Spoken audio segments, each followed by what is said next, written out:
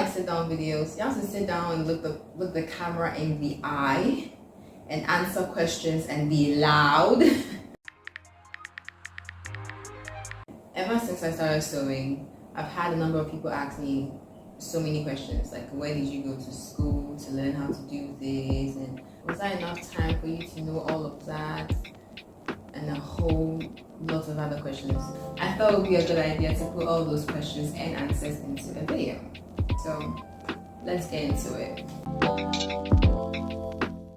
Ibon Kuto, that's my name.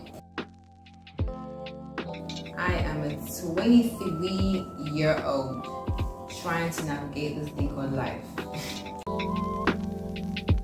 Currently, I am serving my nation.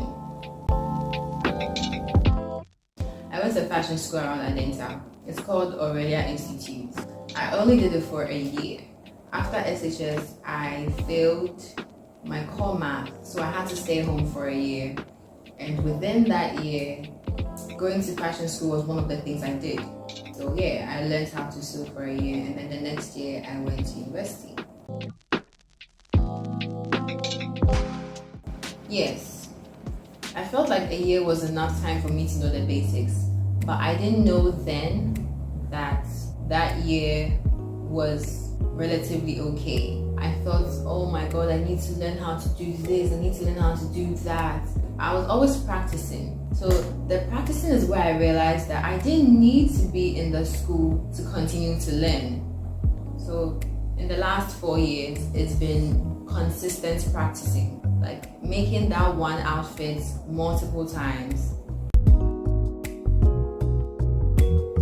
I'd say you should learn how to make the basic block. There are 5 basic blocks. You have the basic bodice block, then the basic sleeve block, then the pants block, skirt block. I think there's a 5th if I'm correct, but these 4 are usually what you need. Once you know how to make a basic bodice block, you can always adjust it to whatever design it is you want. It depends on how I want the fabric to flow. If I'm making a pair of flare bottom pants and I want the fabric to be drapey, I want the fabric to move as I walk, I would usually go for crepe fabrics. I'm not going to lie, I'm still learning about the fabrics. I don't know everything. I'm still learning about some of the fabrics. But yeah, I'll go for a crepe fabric, Valentino silk if you want something shiny, that is. If you go to Accra and ask for fabrics that flow, the fabrics that like drape and they look very dreamy, they will show you a few fabrics. And the beauty about going to Accra is that you can get a feel of the fabric, so you know, okay, this is a little rough, this is too hard, or this is really soft and smooth and silky, so this is what I want. So yeah. The second thing is, I look at the conditions of my environment. I hate feeling hot, so I always like going for fabrics that are light and airy. So cotton blends, I really like them. And warm tone colors. When you wear black, I don't know if you realize this, but certain colors just bring heat. So I don't go for certain colors. Certain colors make me look washed. They make you look darker than you already are. I know the colors that work for me and the colors that don't. I don't have any. It sounds controversial. When I did my internship with Ajabeng, I think Travis asked me that question and I said I didn't have any. He made me do a whole research on people that influenced fashion from the very beginning. All the Dior's and the Gucci's and Alexander McQueen. He made me do research on all those people because I said I didn't have a fashion influencer, or I didn't have anybody influencing my fashion. And the thing is that I don't like trends. Most of the time I go with the things I like. If I see something and it's really cute, I think about how practical it will be, how often I'll wear it, and where I can wear it to. But I never think of, oh, this person is wearing this outfit, it looks really cute, I want to buy it. So I don't have a fashion influence, but I do have a few things I look out for when it comes to making an outfit. My major was political science. I know, it's a drastic shift. I think I've always wanted to be involved in the fashion industry. As to continuing with fashion or making it a full-time job, no. I I don't think I'll do that. Oh yeah, I mean, let's think about this long term. To sew for yourself, it means you need to have a sewing machine, right? Sewing machines cost an average 1,300 upwards, and that's even with the industrial sewing machine. So if you want to go for a domestic sewing machine, you're looking at 500 cedis going. All these prices pre-inflation, so I have no idea how much they cost right now. You'd have to do your own research. You're also looking at the cost of fabric, 15 cedis upwards. And then now you're looking at getting the edges of the fabric overlocked. You have to pay somebody to do that for you, unless you want to buy your own. An overlocking machine is probably, overlocking is also known as knitting. That's what Ghanaians call it.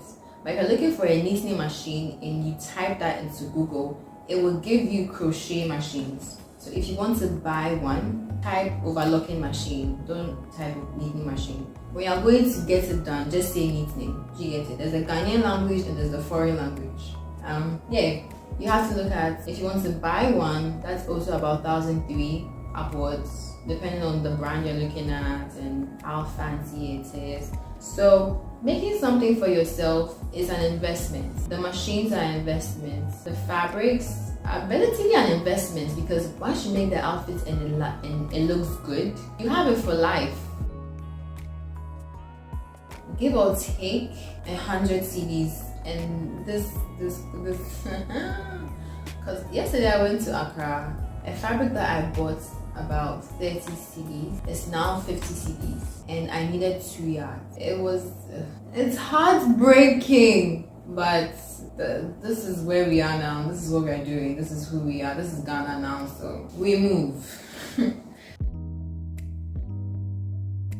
No, you don't need to go to fashion school to learn how to sew. You have the University of YouTube. You are fine. Even if you don't know anybody close to you who knows how to sew, you can definitely ask people. There's a community of sewing people that I have found that are the nicest human beings I have ever met. We have not seen each other face to face, but these people are so nice. And they're not even Ghanaians. That's the thing that baffles me. They're not Ghanaians. Some of them are Germans, some of them are Americans, and I can easily DM them on Instagram like, oh hey, I saw this thing you made and I was trying to recreate it and I'm stuck here, can you help me out? I promise you they'll help you out. I'll leave a few of their Instagram names down there so you can follow them. They are the nicest people ever, and it's a sewing community, like from people all over the world. You can ask anything. Accra, Medina, or any other fabric shop close to you. I don't like buying fabrics online. I always want to get a feel of the fabric, so I will always advise you to go physically and go and buy the fabric.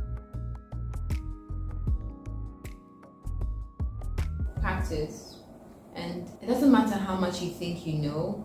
Believe me, there's something you don't know. So dab into doing internships with other fashion brands. You can try Chrissy Brown, you can try Ajabing, you can try Kenneth Tete, and take constructive critique seriously. Even if the person who gave you that critique doesn't like you, you can always sit down and evaluate what they said and take a little piece out of it. Don't take the entire thing, because some of it is dripping in jealousy, but there's always a little truth to that jealousy. If you have watched this far, wow, you're the realest.